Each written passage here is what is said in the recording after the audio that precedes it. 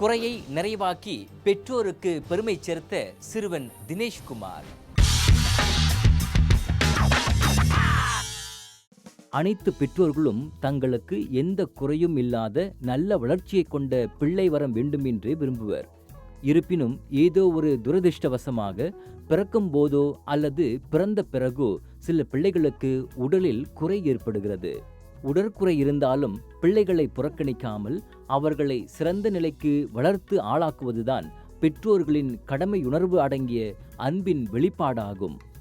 பிறவிலேயே இடுப்புக்கு கீழே செயலிழந்து விட்டதால் நடக்க முடியாமல் இருக்கும் தினேஷ்குமாரை அவரது குடும்பத்தினர் கைவிடவில்லை. சராசரி பிள்ளைகளைப் போல நீயும் வாழ்க்கையில் உயர்ந்த நிலைக்கு வருவாய் என்ற தன்னம்பிக்கையை ஊட்டி தினேஷ்குமாரை அரவணைக்கிறார் அவரது தாய் அமுதா. எல்லா பிள்ளைங்களால முடியுது, நடக்க முடியுது, எல்லாம் செய்ய முடியுது. இவர் ஒருத்தர்னால நடக்க முடியாதனால இவரை நல்லா படிக்க வைக்கணும்னு ஆசை. அவர் சொந்த காலில் நிற்க வைக்கணும், அடுத்தவங்களும் எதிர்பார்க்கக்கூடாது அவர் பிற்காலத்தில். அதுதான் என்னுடைய ஆசை. தினேஷ்குமார் பத்துமலை தமிழ் பள்ளியில் 5ஆம் ஆண்டு பயில்கிறார். ஓடி ஆடி விளையாட வேண்டிய வயதில் சக்கர நாற்காலியில் உட்கார்ந்தவாறு இவர் நாட்களை கடத்துகிறார். இந்த சிறுவனின் கால் செயலிழப்பு மற்றவர்களுக்கு ஒரு ஊனமாக தெரியலாம். ஆனாலும் இவரை பொறுத்தவரையில் இது ஒரு பெரிய குறை அல்ல. கஷ்டமா இல்லை, ஏன்னா வீட்டில் இருந்தால் படிக்க முடியாது. நான் ஸ்கூலுக்கு போனால் தான் படிக்க முடியும். அதனால் நான் படிக்கிறது கஷ்டமா இல்லை, இந்த மாதிரி இருக்கிறது கஷ்டமா இல்லை. அப்பா லாரி ஓட்டுநர், உடன்பிறப்புகள் 3 வேலை செய்கின்றனர். இவர்களின் ஊதியத்தை நம்பி குடும்ப செலவினங்கள் சமாளிக்கப்படுகின்றன. தாயார் அமுதா தனது பிள்ளையின் தேவையை அறிந்து தினேஷ்குமார் காலையில் எழுந்ததிலிருந்து இரவில் உறங்கும் வரை அனைத்து தேவைகளையும் பூர்த்தி செய்கிறார். நான் வேலை செய்யல, வீட்டில் தான் இருக்கிறேன். கணவர் லோரி ஓட்டுறாரு. பிள்ளைங்க 2 பிள்ளைங்க சப்போர்ட் இருக்குதுங்க.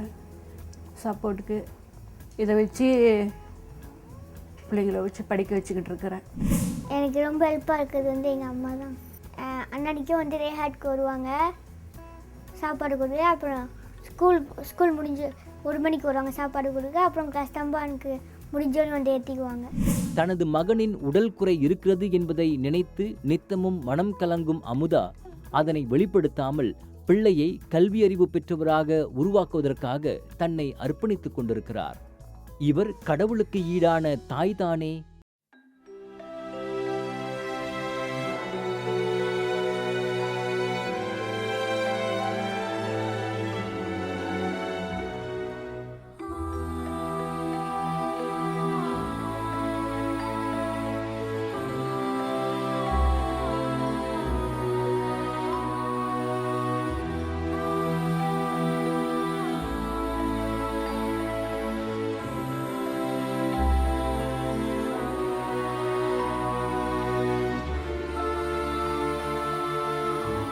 இந்த தாயுள்ளத்தை புரிந்து கொள்ளாத பிள்ளை இருக்க முடியுமா?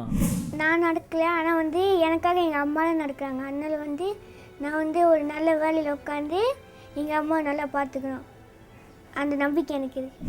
பள்ளியில் இதர மாணவர்களுக்கு முன்மாதிரியாக தன்னம்பிக்கையுடன் பயிலும் இவரின் கல்வியாற்றல் குறித்து வகுப்பாசிரியை மணியரசி இவ்வாறு கூறுகிறார்.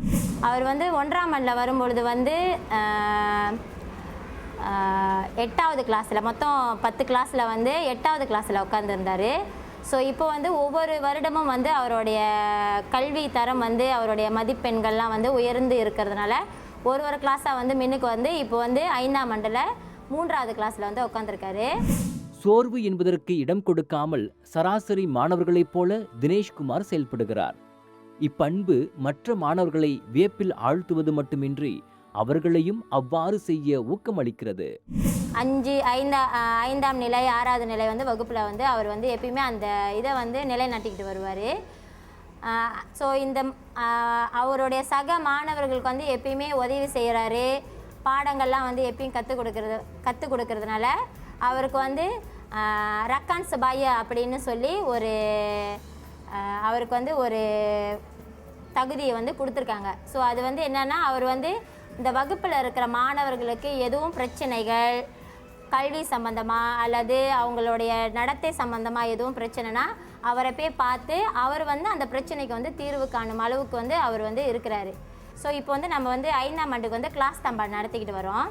ஸோ அது வந்து 1:30 மணிக்கிலேருந்து 3:30 மணி வரைக்கும் நம்ம அந்த வகுப்பு வந்து பிரத்யேக வகுப்பு வந்து நடத்துவோம். மற்ற மாணவர்கள் வந்து உடம்பு சரியில்லை டீச்சர் நாங்கள் வீட்டுக்கு போகிறோன்னு சொன்னாலும் அவர் வந்து அந்த 3:30 மணி வரைக்கும் வெயிட் பண்ணி அந்த பாடத்தாணிக்குள்ள பாடத்தெல்லாம் அவர் வந்து படிச்சுட்டு தான் போவார். ஈன்ற பொழுதின் பெரிதுவக்கும் தன் மகனை சான்றோன் எனக் கேட்ட தாய்.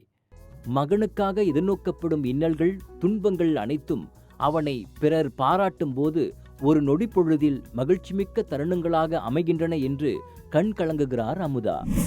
பள்ளிக்கூடத்தில் தேர்ச்சி அறிக்கை எடுக்க கூப்பிட்டுருந்தாங்க. பேரண்ட்ஸ் எல்லாம் போயிருந்தேன். எல்லா டீச்சரையும் பார்க்க சொன்னாங்க. எல்லா டீச்சரையும் பார்த்தேன். எல்லா டீச்சருமே எந்த ஒரு குறையும் சொல்லலை. பையன் படிப்பு நல்லா இருக்குது, இன்னும் கொஞ்சம் முயற்சி பண்ணணுன்னு தான் சொன்னாங்க. சாத்தூர் நல்லா விளையாடுவார் அவர். சாத்தூர் ரொம்ப பிடிக்கும் அவருக்கு. கம்ப்யூட்டரையும் நல்லா தட்டியெல்லாம் செய்வார் அவர். என்ன செய்யணுமோ எல்லாம் செஞ்சு சொந்தமாக பார்ப்பார். மற்றவங்க சொல்ல மேலே சந்தோஷமாக இருக்குது. கணினி பயன்படுத்தும் ஆற்றல், கிறிஸ்தல் கற்களை கொண்டு அணிகலன்கள் செய்வது ஆகிய திறன்களை பெற்றிருக்கும் தினேஷ்குமார் கணினி பொறியியலாளராக வேண்டுமென எதிர்கால ஆசையை கொண்டிருக்கிறார். மற்றவங்களால வந்து நடக்க முடியும், எல்லாமே செய்ய முடியும். அதனால வந்து அவங்கள வந்து பொழைச்சிக்குவாங்க. எனக்கு வந்து கால் நடக்க முடியாது. அதனால தான் வந்து நான் படித்தாகணும் தான் நான் வேலை செய்ய முடியும். இவ்வுலகில் பிறக்கும் எல்லா ஜீவராசிகளுக்குமே சில தனிச்சிறப்புகள் இருக்கின்றன. அதனால் உடல் குறைபாட்டை பெரிதுபடுத்தி ஒருவரை சிறுமைப்படுத்துவதை தவிர்த்து அவரது ஆற்றலுக்கு ஏற்ப வளர்த்து சிறந்த மனிதராக உருவாக்குவதுதான் பெற்றோரின் தலையாய கடமையாகும். அதனை சிறப்பாக செய்கின்றனர் தினேஷ்குமாரின் பெற்றோர்.